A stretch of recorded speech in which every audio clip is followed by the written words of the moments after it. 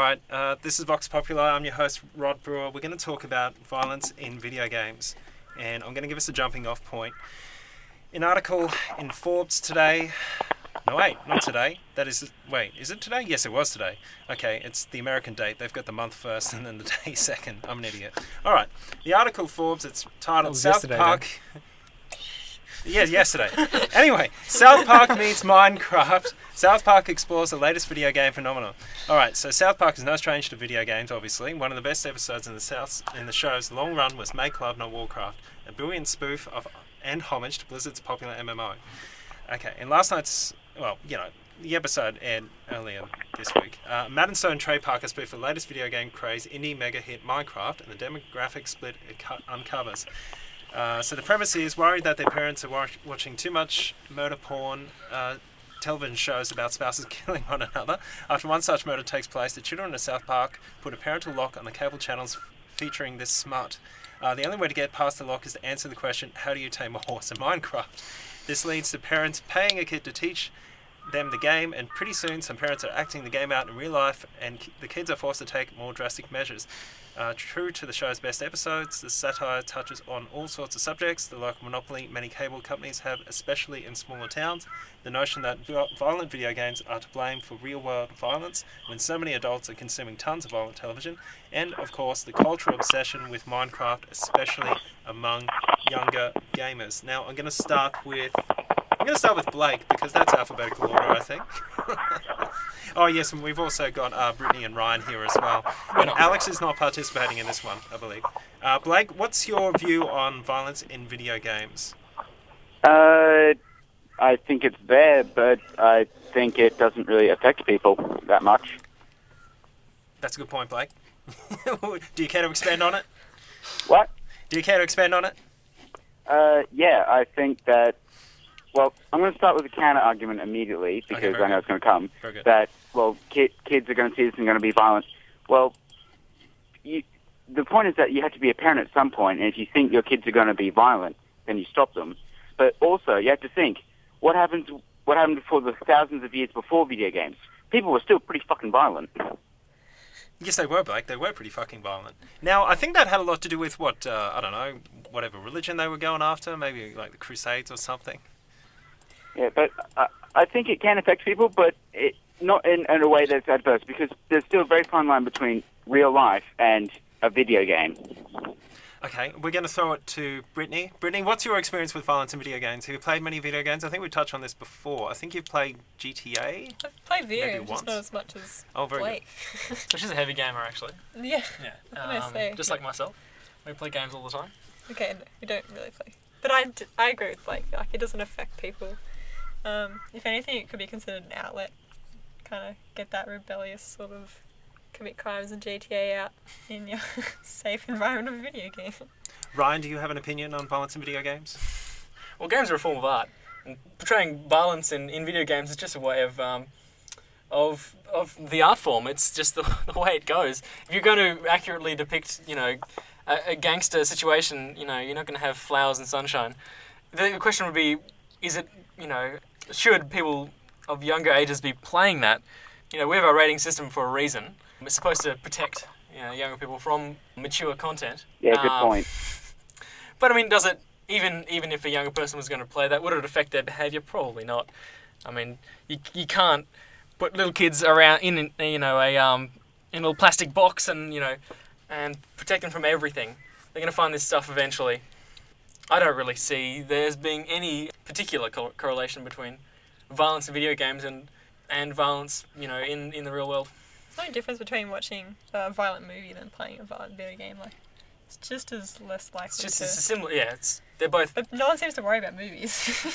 Well, they do. We have a rating system, and there's also arguments about movies. But young people play video games more, so we hear more about the arguments about video games and violence. Blame it on the young people. Okay, all the time. You're right. I'd just like to touch on, obviously, the Office of Film and Literature here in Australia, which brings about all the classifications, and obviously we just had the R18 classification introduced recently. Blake, are you having a a fit? What's going on?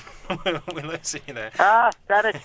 There's also, obviously, there's the European, the Pan-European Game Information Board, and obviously in America, the Entertainment Software Rating Board as well, which also classifies games.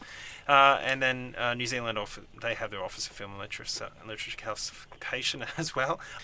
So I would also like to just list a couple of games which were banned in the past decade and a half in Australia, starting with Dreamweb.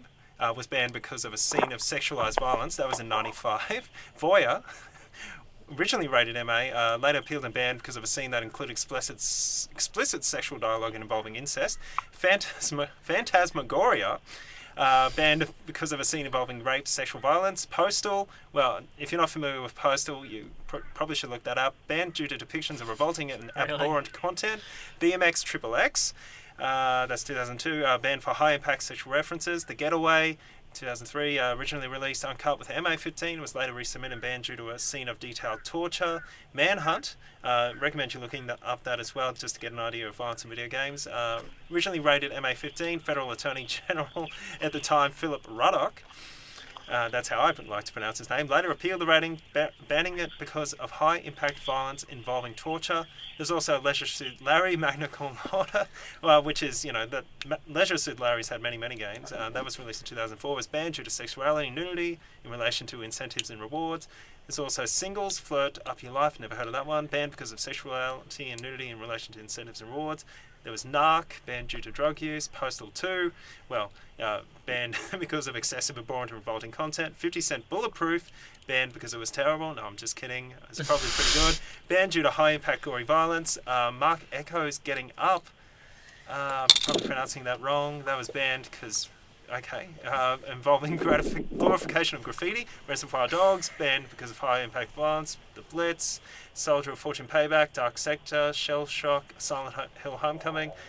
Necrovision, Risen, Left 4 Dead 2, Witcher 2, Syndicate, State of Decay, and Saints Row 4, most recently banned because of sexual violence and drug use related to incentives and rewards. And there you go. All right, so Blake, what's your opinion on banning games? We've got the R18 now. Shouldn't we just be able to have these games, whereas we weren't allowed to have them before?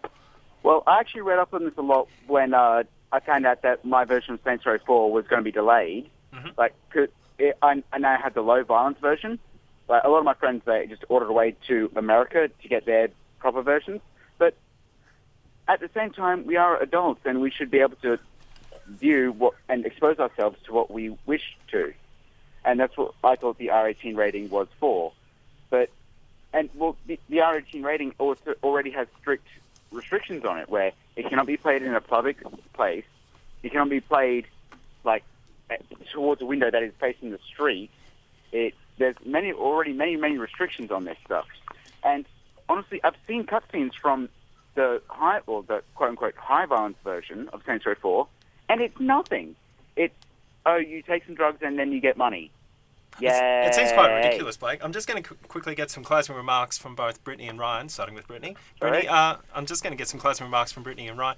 Brittany, how do you feel the government's approach to classification games is going? Do you think perhaps they need to maybe relent a little bit? Maybe the emphasis should be placed more on parents who perhaps buy the games for the children, or maybe make sure these kids aren't playing the games? Yeah, it's a bit all over the place. It's probably a parenting issue, mostly, I reckon. I don't know if it's necessary to ban games, just maybe we need another rating. No! What was that? Excuse me. Just the universe replying Brittany there. Ryan, do you have any? Ryan, do you have any closing remarks regarding? That's a problem we have across the board in Australia. Unrated films and literature are actually illegal in Australia. I know, and particularly in Queensland, unrated literature is actually illegal, and you can be fined, and there's various. It's a crime to read unrated literature. So it's rather ridiculous that we're still banning books, let alone banning videos and games. So it's a real problem across the board, as far as I'm concerned. All right. Well, you've been listening to Vox Populi. Thank you for your time.